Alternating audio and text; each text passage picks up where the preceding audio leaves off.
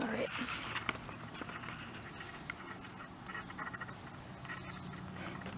You gonna narrate?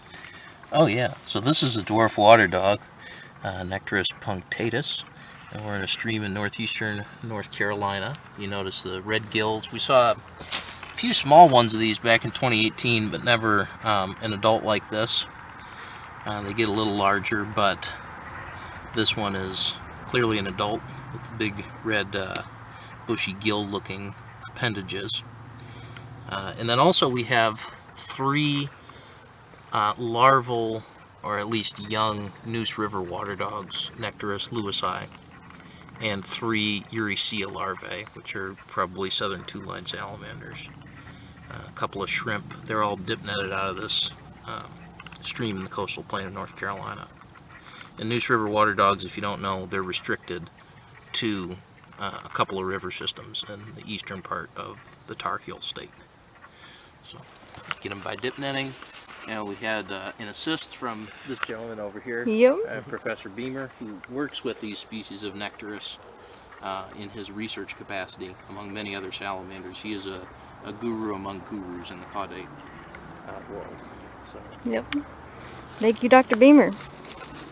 A nice cold morning in North Carolina where we've gotten kind of soaked, but we've got kind of You've gotten rewarded soaked? for getting kind of soaked. So it all evens out, right?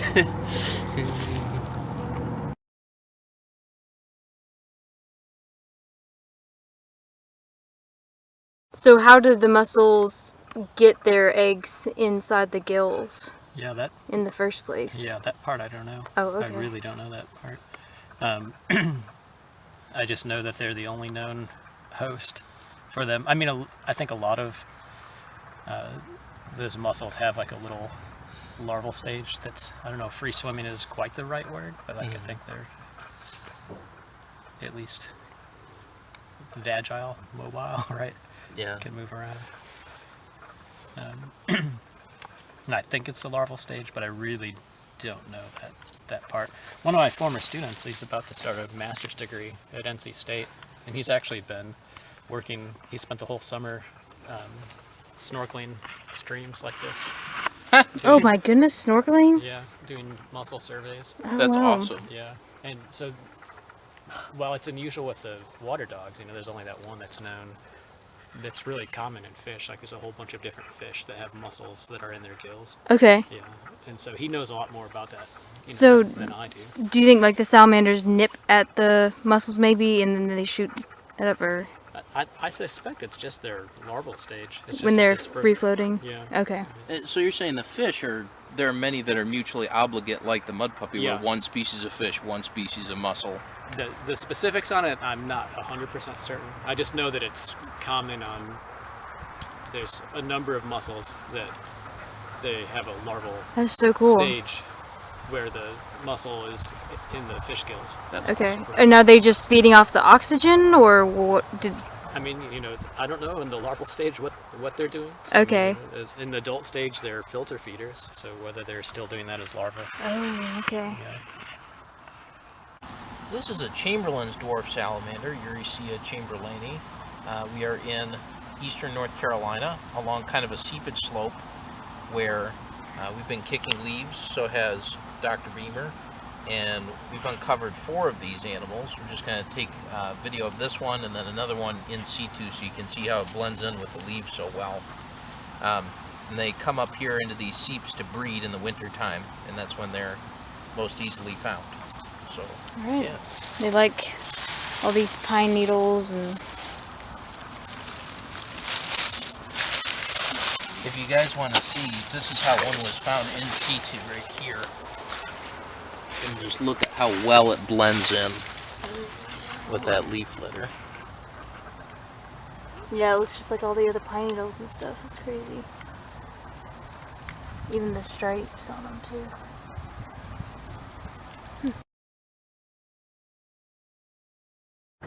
This is what is currently considered a southern dusky salamander, Desmomathus auriculatus. Although, according to Dr. Beamer, this is not the same species, and this one is unique to the eastern part of the Carolinas and southeast Virginia, and focuses on ravines. It's got some of the same patterns as a southern dusky, like the red on the tail, the bright orange eye jawline. Found in the same seepage habitat as the Chamberlain's dwarf, although more in the lowland. But again, possibly a future new species. Here's the southern dusky. We're looking for many-lined salamanders right now.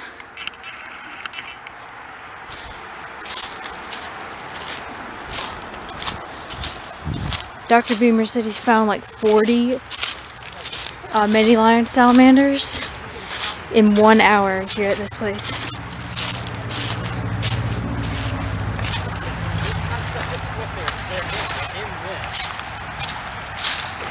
And so, yep, you can take it out.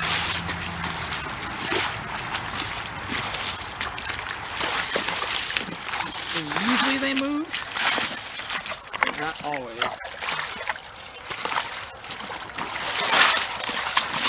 Oops. No, it's Yeah, okay. I gotta watch it. It's okay. That's what I always talk about, the way to get these. Looking for salamanders in Chiapas, and their common name for them down there. In where? Chiapas, southern Mexico, right on the Guatemala border. No, what's the story? So here I am, super gringo, with my sawed-off rake, right? And their common name for salamanders there in southern Mexico is Niños Dormidos. Sleeping children.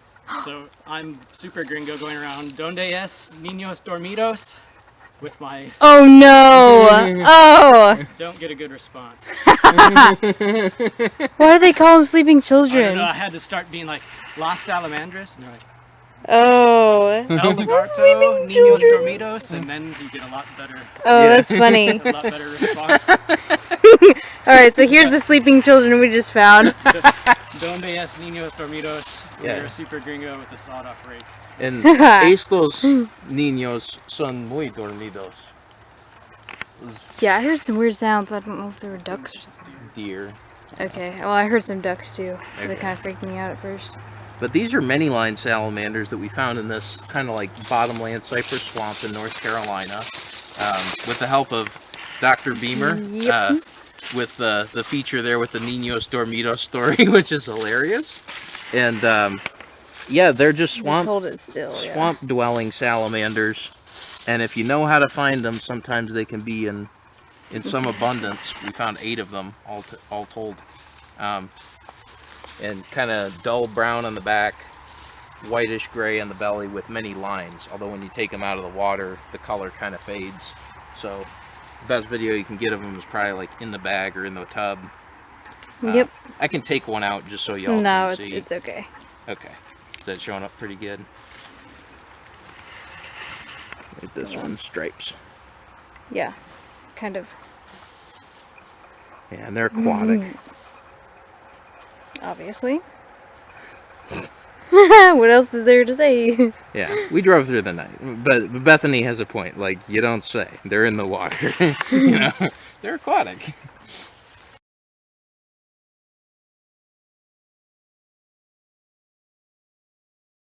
This is a male marbled salamander that we just flipped. Love the contrast that they have. And off he goes. Or something to that effect. Nathan's already ripped his pants. So I can't show you his backside. No! It's not that bad. Turns the camera. Yeah. Well, this is apparently a swamp trail. We're not seeing much water. It's moist, but they're in kind of a drought here, which hopefully will play to our advantage with a lot of the logs, you know, flippable that would normally be underwater. I don't know. We'll see. Looking for a South Carolina slimy. Here's yet another male marbled salamander. We've been herping for hours and flipping hundreds of logs. And so far we've only seen 2 marbleds. And yeah, not sure what that's about.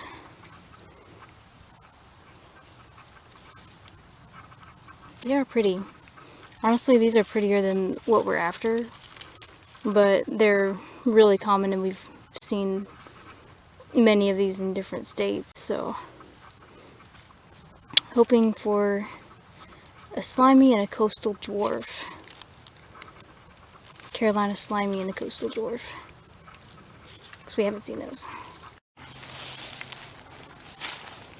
Nathan, look at this cool stump. Oh man, It's kind of cool. how did that happen?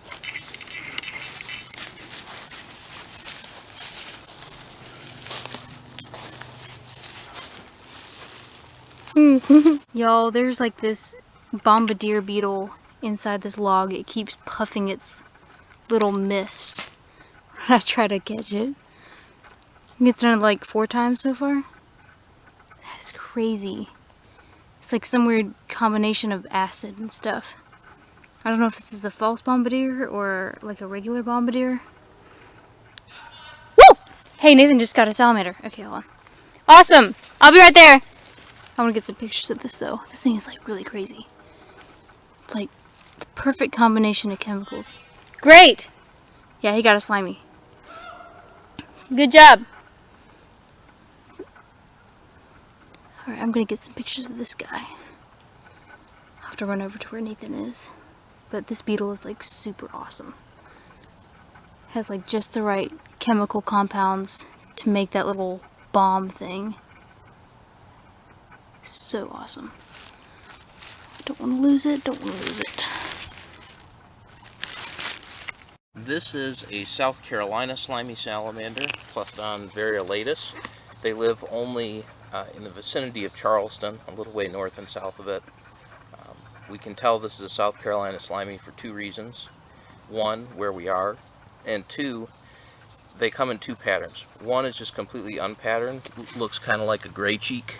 And the other is like this, where the spots are really, really heavy on the side, and on top you just have little dots. So, South Carolina slimy, and it took us a long time to find this, but finally got one in kind of an upland forest habitat. A lot of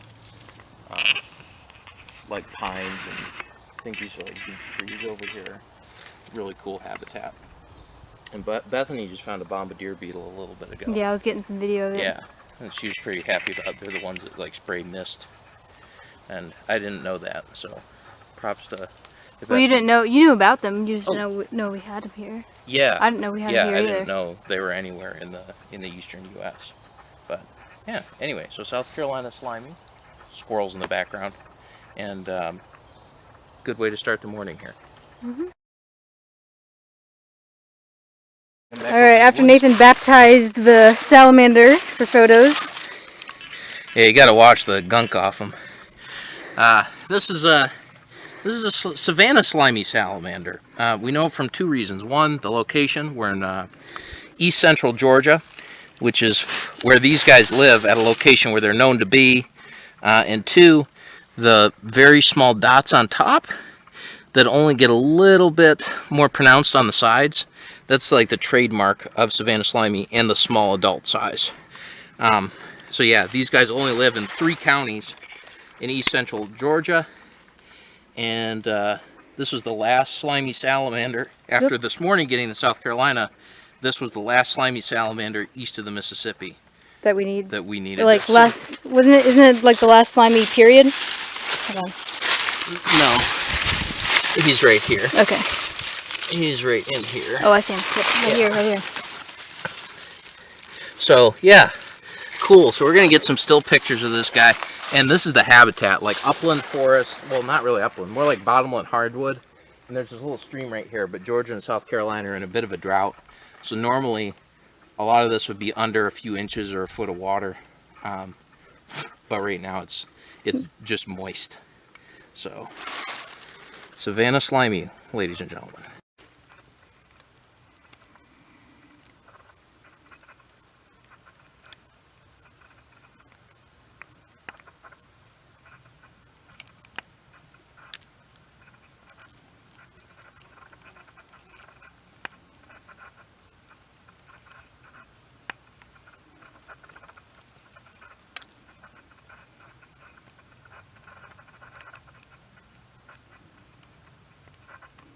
This is a 3-lined salamander that we just flipped.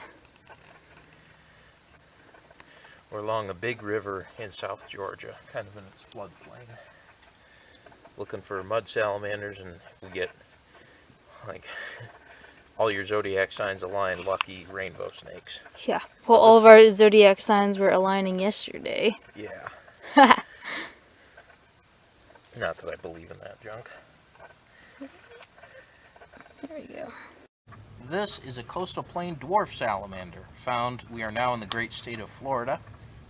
We are in North Florida, and this guy was found at the edge of a little cypress dome pond. It's breeding season for them. You'll remember we saw Chamberlain's dwarf in North Carolina that were way brighter than this, because they're trying to blend in with like leaf litter. This guy's trying to blend in with mud, and you can tell. But well, the other ones are more blending in with like the pine needles. yeah, and the pine needles and orangey and yellowy leaves. Here's my pinky, and here's the salamander. Here's some of the dwarf salamander habitat.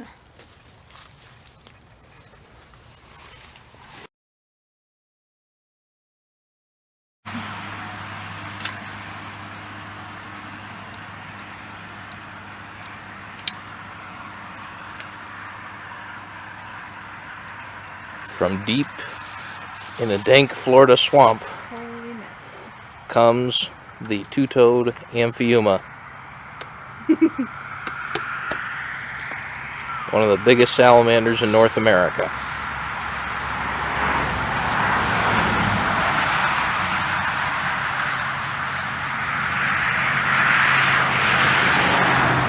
They bite pretty good, don't they? Don't they have pretty good... A little more Amphiuma footage for you all. This is the species of Amphiuma that's kind of down the east coast from Virginia into Florida. Amphiuma means. This is probably the biggest salamander we've ever seen, lengthwise, right? Yeah, I think it'll be about equal to the hellbenders we saw on our honeymoon. I didn't even know if the hellbenders were that big. Yeah.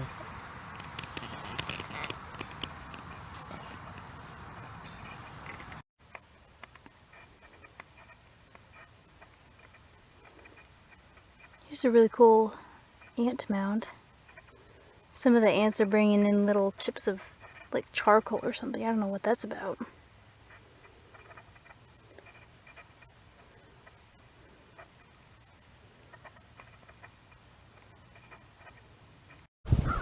Here's the gopher tortoise out of its burrow. See if I can get a better shot. Ha! Did it go? Yep, I got a video of it. Nathan is baptizing... Nathan, get over here. Huh? Nathan is baptizing the southern dusky. The southern dusky.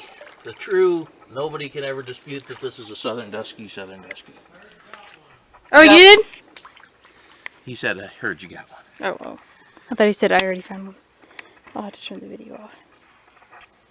Oh, get some video of this. That's what I'm doing. Like the white dots I'm on the getting a video sides. of your ridiculous expression. Here, I'm a salamander.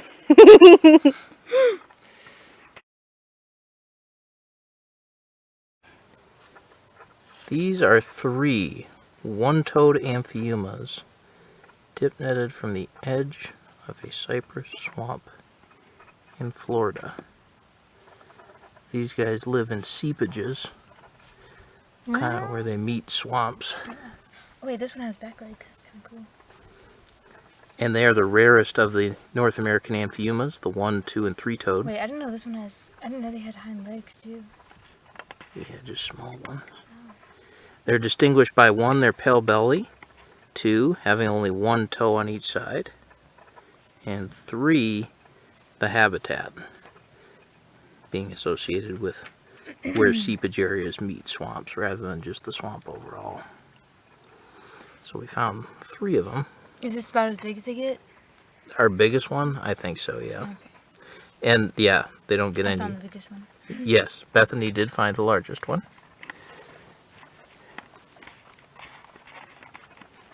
I'd say Bethany has found probably the best light for the trip so far. She was saying earlier this trip, I'm not finding any of the salamanders. But yeah, I really... This was the first one I found. The first lifer I found Yeah. on this trip. One-toed Amphiumas. Florida Panhandle. So with this one, I just flipped a log, and I didn't see it under the log, but I kicked underneath where I had flipped the log anyway in the muck, and that's when it turned up. So all of these have been kicked up, right? Mm-hmm. Or raked. I think one was raked. Just raking through the mud. Yeah. Here's a southern red salamander that I just found. It was under a muddy log with some water underneath it. And I saw its two eyes, and it kind of darted into his burrow. And I just grabbed a fistful of mud, and I caught this guy. Just going through the moss. Wow. Whoops. Here it is. Here it is. Whoop, don't lose it. I got it. I lost it. There it is. Here you go. Got it. Sweet. It's a dwarf salamander, y'all. That one's pretty big. Compared to the other ones. Yeah, compared to the other ones. Oh, I love the sphagnum moss. It's so beautiful. Southern magnolias. Love sphagnum moss.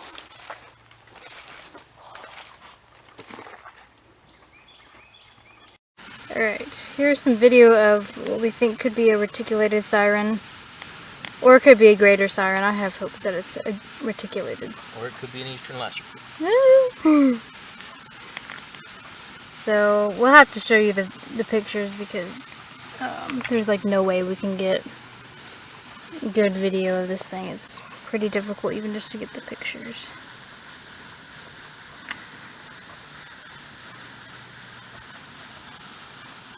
Here's the habitat that the siren was found in.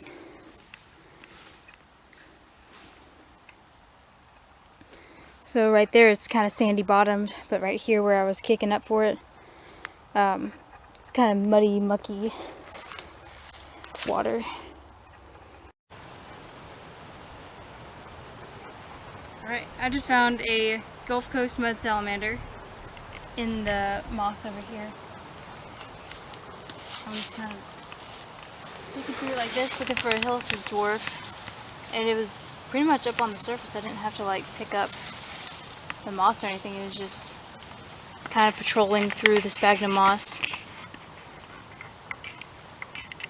Yeah, and the light's not getting it real well, but this is kind of a pinky orange salamander with some brown tint. It's peakish. Oh yeah, there we go. And we are in central Alabama. Alright. So this is a brownback salamander, Eurycea aquatica.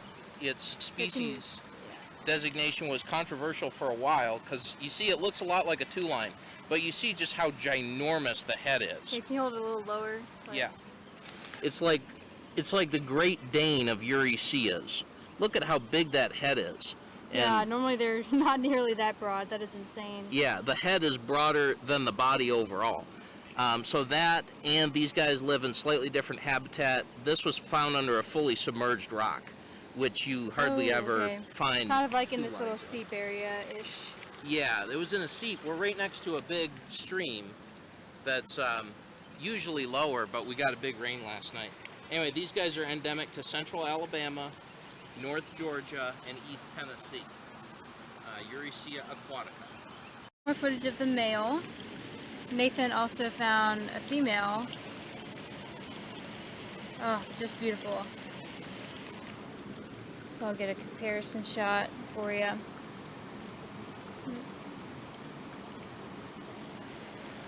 And there's both of them together.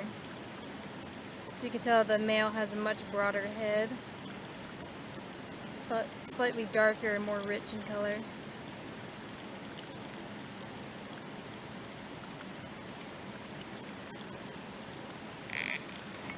So Nathan wanted me to correct that he actually found the male in a fully submerged like leaf pile. It was not under a rock. So kind of along a river here in some submerged leaves.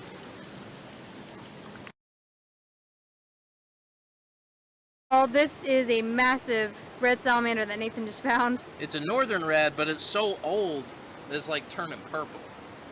Wow. So yeah, we're in the range of northern red salamanders, but this guy, Holy mackerel, Nathan. he's not looking very red anymore. Yeah. And I found him pawing through some leaf litter. Since we found our brownbacks, I'm trying to look at the leaf litter at the edge of seeps instead of in the seep now for Webster salamander. But Wow. got this northern red. Nice job, Nathan. Yep, central Alabama. You've been finding most of the stuff on this trip because he'll like find something and then I'll take photos of it for forever, and then he'll keep finding different stuff. Alrighty, here's the Websters that Nathan just found, and it keeps flinging itself. Okay. Here we go, more footage of the Websters. Nathan, what's the difference between this and a zigzag? This lives in slightly different habitat, like it needs kind of these slopes along creek banks and seeps. I think the coloration's a little bit different, genetically it's different, and it has a different range. These are found in a couple locales throughout the deep south, central Alabama, western South Carolina, I think a little chunk of Louisiana and Mississippi. But yeah, Websters.